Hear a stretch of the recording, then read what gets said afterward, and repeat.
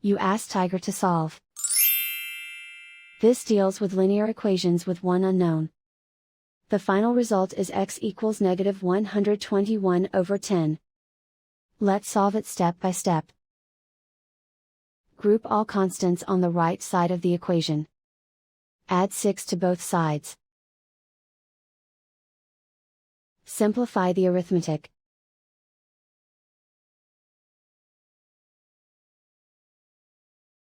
Isolate the x.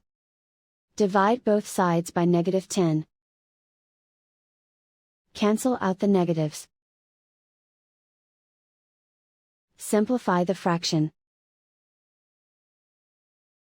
Move the negative sign from the denominator to the numerator.